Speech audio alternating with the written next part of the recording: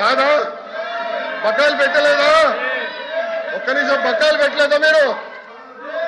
బకాయిలు పెట్టలా sir? Please please Lokesh గారు సబ్జెక్ట్ మీకు కొంచెం వీక్ చేయాలి. దయచేసి కూర్చోవాలి. 644 కోట్లు కోడప్పుడు బకాయిలు పెట్టారు.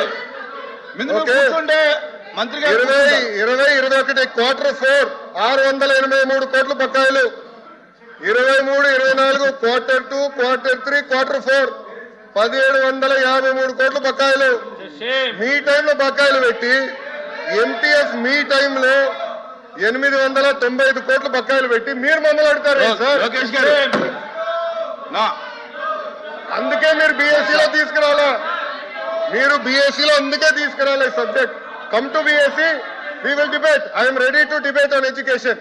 పోయినసారి బొత్స గారు పోయినసారి మీరు వాకౌట్ చేశారు. పోయిన సెషన్ ఎడ్యుకేషన్ మీద నేను డిబేట్ చేసినప్పుడు మీరు అదే తలుపు నుంచి మీరు బయటకు వెళ్ళారు. I'm ready for debate. Education మీద చర్చించడానికి నేను రెడీ. మీ టైంలో 12 లక్షల మంది పిల్లలు ప్రభుత్వ పాఠశాలకు దూరెట్టారో చర్చించడానికి నేను రెడీ. సరైన ఫార్మాట్ లో రండి, I will discuss. Please please కూర్చో, ప్లీజ్ కూర్చోవాలి కూర్చోవాలి కూర్చోవాలి. చంద్రశేఖర్ రెడ్డి గారు కూర్చోండి కూర్చోండి కూర్చోండి కూర్చోండి కూర్చోండి అమ్మా. కూర్చోమనండి, మెంబర్స్ని కూర్చోమనండి, మెంబర్స్ని కూర్చోమనండి. మాట్లాడారు మంత్రి గారు. ఇక్కడ హౌస్లోకి వచ్చిన తర్వాత జూనియర్ సీనియర్ అనే పక్కన పెడితే కొన్ని సభా సాంప్రదాయాలు ఉంటాయి. ఆయన మాట్లాడిన మాటలు వీఆర్ యూ టాక్, ఈ పదాలని దయచేసి పౌరుష పదాలని అవి మాట్లాడకూడదు. ఒకటి రికార్డులో చూసుకోండి, రికార్డులో చూసుకోండి. ఒకటి నేర్చుకోండి, ఇంకోటి ఏదైతే మంత్రి గారు చెప్పారో సరే కూర్చోండి.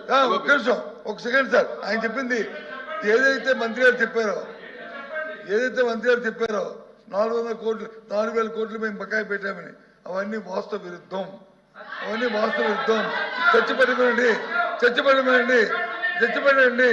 చర్చలో మాట్లాడదాం. అందుకే చర్చలో మాట్లాడదాం. వాస్తవ విరుద్ధం మాటలు చెప్పి సభను తప్పుతో పట్టించడానికి, పట్టించి ప్రజలు మభ్యపెట్టడానికి దయచేసి పంపిపెట్టారు చాలు. పంపిపెట్టి మోసం చేసి చాలు.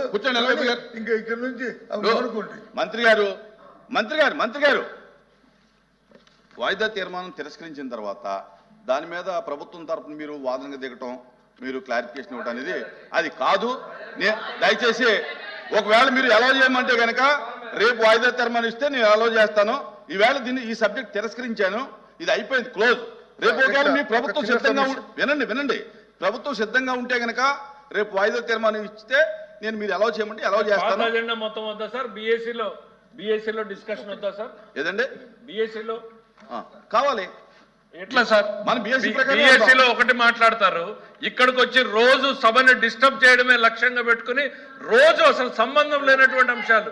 హెచ్ఆర్ మినిస్టర్ గారు దాని గురించి స్పష్టంగా చెప్పారు సార్. గవర్నమెంట్ వాయిదా తీర్మానం తిరస్కరించిన తర్వాత తిరస్కరించింది కాదు సార్, ప్రభుత్వం సమాధానం చెప్పాల్సిన అవసరం లేదు. చైర్మన్ గారు వినండి చెప్పలేదు. వాయిదా తీర్మానం తిరస్కరించిన తర్వాత ప్రభుత్వం దానికి సమాధానం చెప్పాల్సిన అవసరం లేదు. చైర్మన్ గారు సమాధానం చెప్పలేదు సార్, సమాధానం చెప్పలేదు. బట్టగాల్చి ముఖానేసేటువంటి ప్రయత్నం చేస్తుంటే దానికి సంబంధించినటువంటి సంక్షిప్తమైనటువంటి వివరాలు ఇచ్చారు. పూర్తి వింటే గుండె రాలికి వస్తారు సార్ వీళ్ళు. ఓన్లీ హెడ్ లైన్స్ మాత్రం చూపించారు. ఈ రోజు పూర్తి సినిమా చూస్తే గుండె రాలుతాయి వీళ్ళకి. Papers including the list of business are deemed to have been laid on the table of the house. No, chairman sir, చిన్న రిక్వెస్ట్. గౌరవ ఎల్ఓపి గారు, నేను చైర్మన్ గారు అన్పార్లమెంటరీ లాంగ్వేజ్ వాడానని చెప్తాం జరిగింది. ఆ వివరాలు ఏముందో చెప్పండి సార్. చెప్పండి, మీకేమేమి పడిందో మాకు అర్థం లేదు. నేను ఎక్కడ అన్పార్లమెంటరీ రికార్డ్ అయి ఉంటే కనుక రికార్డు పంపండి. సెకండ్ సార్, రికార్డ్ అయి ఉంటే కనుక పంపండి, నేను చూసి అందరు విన్నారు. 1 సెకండ్ అధ్యక్ష, ఇది చాలా ఇంపార్టెంట్ ఇష్యూ. ఇదే అంటున్నారు, మళ్ళీ ఆరోపణలు చేసి తప్పించుకుంటాం కాదు. I have never used any unparliamentary language. నేను చాలా గౌరవిస్తాను. బొత్స గారు అన్నాను, నేను ఎప్పుడు ఏకవచనంతో కూడా మాట్లాడలేదు. ఎల్ఓపి గారిని గౌరవిస్తాను, ఆయన ఏజ్ని నేను గౌరవిస్తాను, ఆయన సీనియారిటీని కూడా గౌరవిస్తాను. నేను బహుశా హౌస్లో ఫరూక్ గారు బొత్స గారు సీనియర్ మెంబర్స్ అని చెప్పాను.